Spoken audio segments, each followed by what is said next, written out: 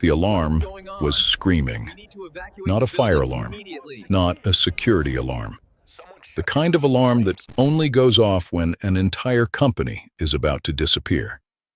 Every screen in the building flashed red, every terminal locked, every door to every server room sealed itself automatically. $4 billion in client assets was sitting behind an encryption wall that nobody in the building could break, and the clock on every screen said they had 53 minutes before the system wiped itself completely and took everything with it. 17 people were in that building: executives, engineers, 2 cybersecurity contractors who charged $800 an hour and were currently standing in front of dead screens with their hands on their heads. The billionaire founder of Callaway Tech, Richard Callaway himself, was pacing the length of the main floor with his phone pressed to his ear, screaming at someone who clearly had no answers either. Nobody noticed Desmond. Nobody ever did. He was standing at the far end of the hall with his mop cart, watching. He had been watching for 12 years. He watched Richard Callaway walk past him without blinking every single morning. He watched the engineers laugh at lunch and argue about code, and never once look up when he emptied their trash. He watched the executives hold emergency meetings in glass rooms and gesture at whiteboards and feel very important. He watched all of it, every single day, in complete silence. Desmond had not spoken a word in this building in 12 years. Not one word. His supervisor, a round man named Gerald, told new cleaning staff that Desmond was slow, that he had always been that way, that you just pointed at what needed cleaning and he did it. Gerald had worked alongside Desmond for 9 of those 12 years and did not know his last name, did not know where he lived, did not know that before this building, before the mop and the cart and the uniform, Desmond Ware had spent 16 years as one of the most respected encryption architects in the United States government. He had built security systems that protected nuclear facility communications. He had cracked foreign adversary codes that 3 different agencies had spent years on. He had trained 31 analysts who went on to run departments he was never given credit for.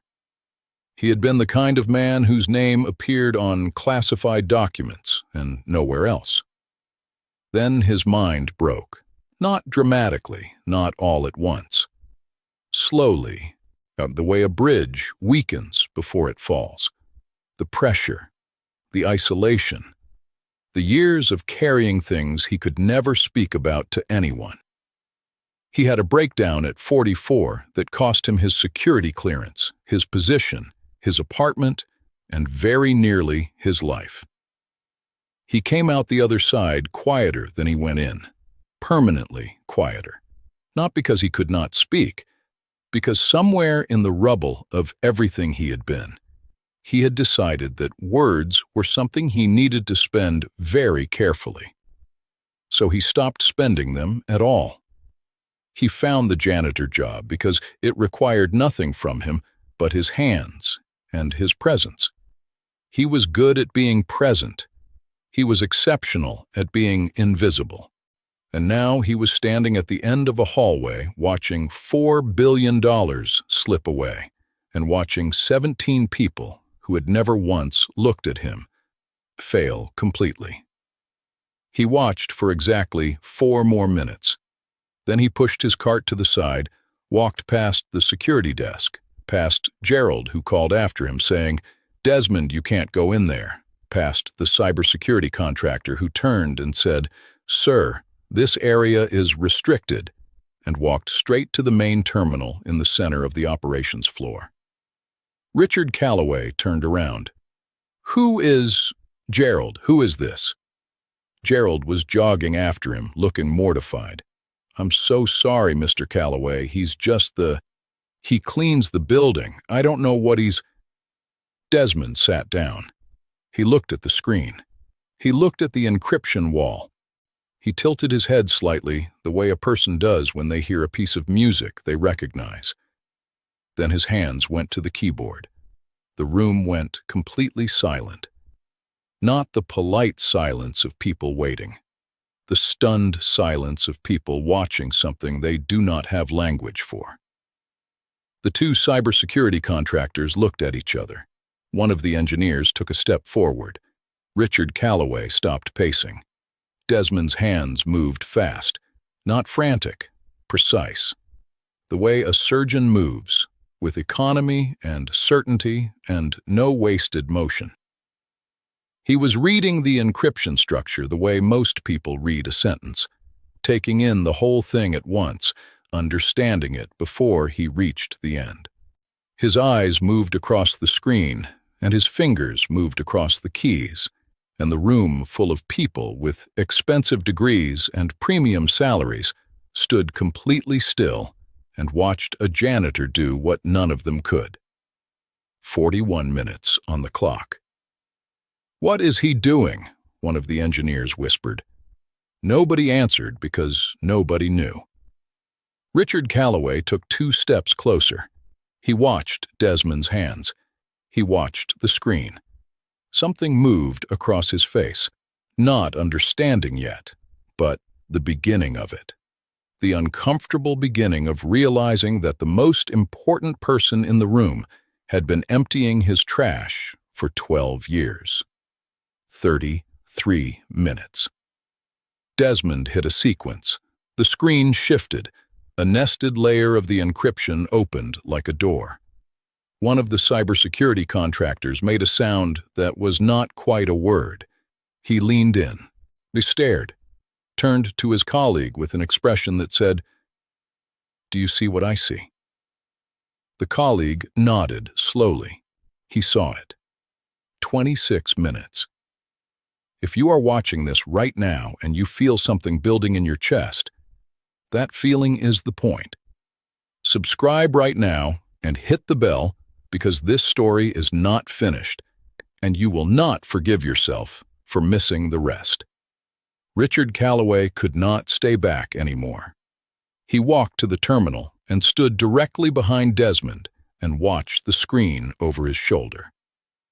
Up close, the encryption structure was visible, and even to Richard's non-technical eye, it was clear that whoever was sitting at this keyboard understood it at a level that went beyond training. This was not someone who had learned this. This was someone who had lived inside systems like this for years. "Who are you?" Richard said quietly, not loudly, not to the room, just to the back of Desmond's head. Desmond did not answer. He kept working. 19 minutes. The screen shifted again, another layer, deeper this time.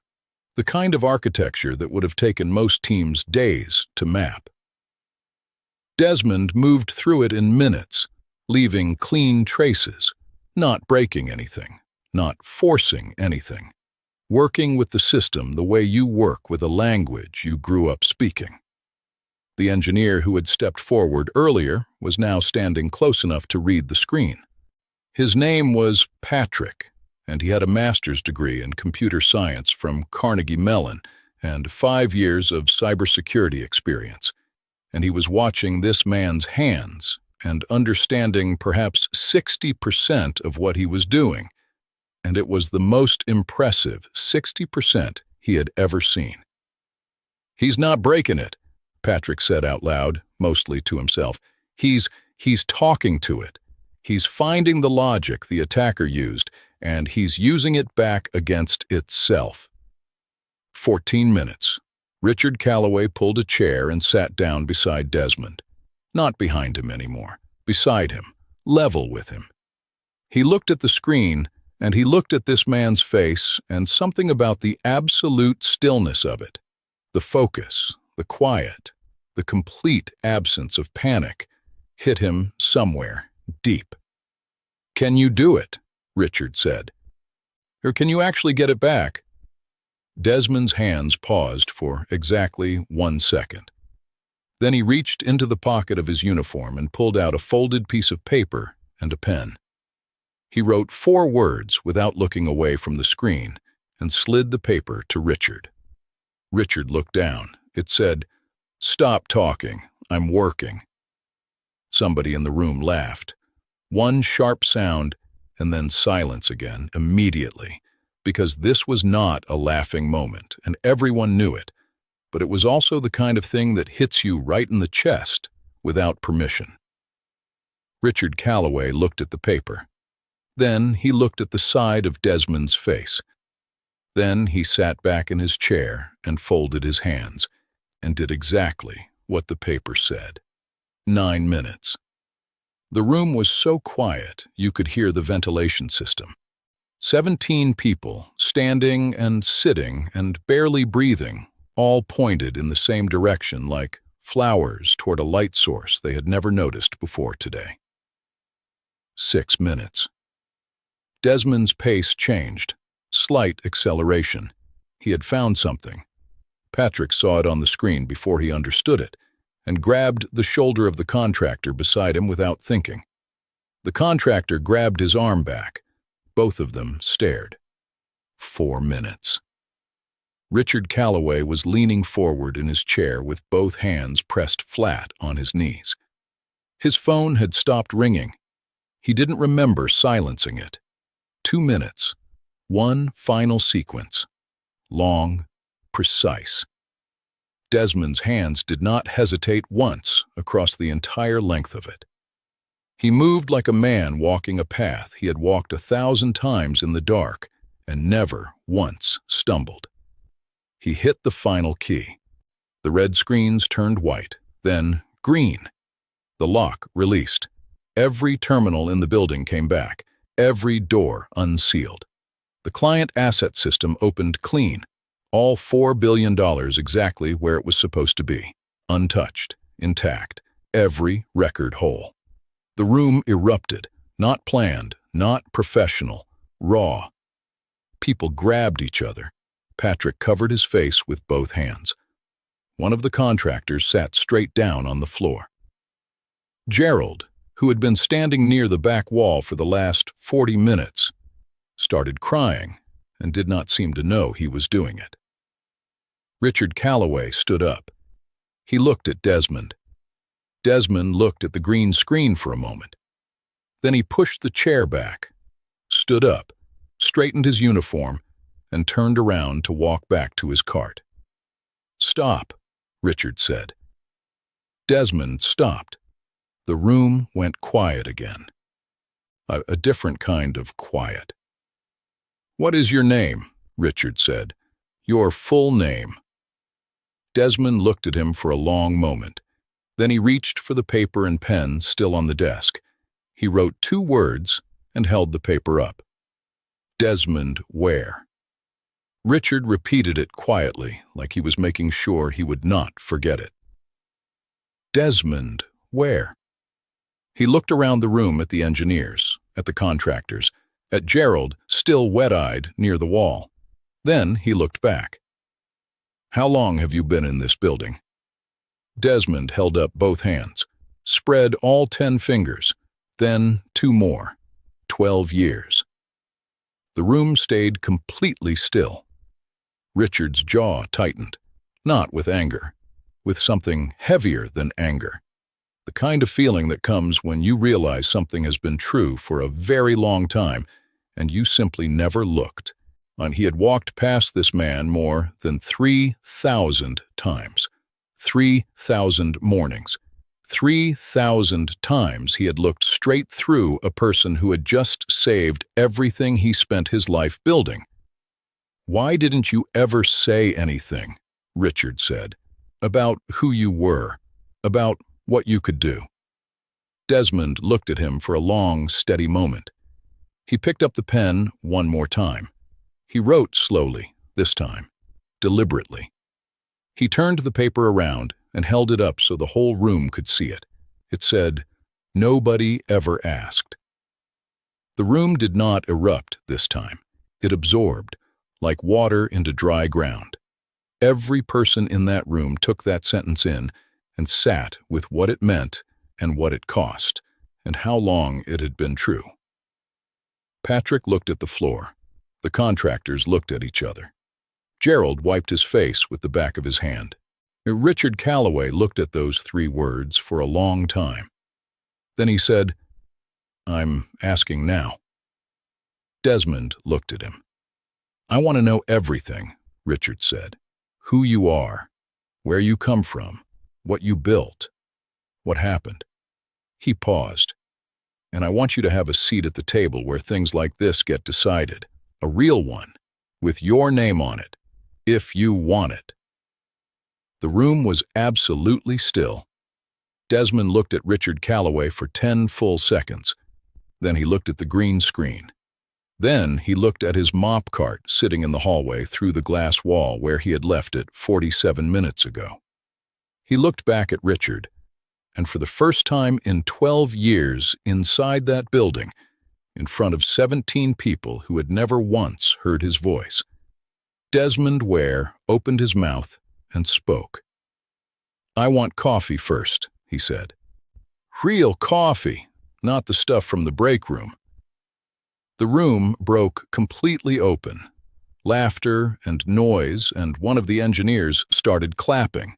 And then everyone was clapping, and Patrick was shaking his head and smiling, and Gerald laughed so hard he had to hold the wall, and Richard Calloway, billionaire, founder, man who had never been told no by anyone in 15 years, threw his head back and laughed like a person who had been given something back he didn't know was missing. Desmond stood in the middle of it all, still quiet, still. But something had shifted in his face. Not a big shift, the smallest possible version of a smile. The kind that comes when a person realizes, after a very long time, that maybe some words are still worth spending after all. He had saved $4 billion. He had done it in silence. And he had done it with hands that the most powerful man in the room had never once thought to shake. That changes today. If this story hit you somewhere real, if you believe that the most powerful people in the room are not always the loudest ones, share this video with someone who needs to hear it right now. Like this video so more people can find it. Subscribe and hit the bell because we drop stories like this every single week, and you do not want to be the person who missed the next one. Drop in the comments. What moment got you the most? Was it the paper that said, "Stop talking," the 12 fingers, or the 3 words nobody ever asked? Tell me everything. I read every single comment.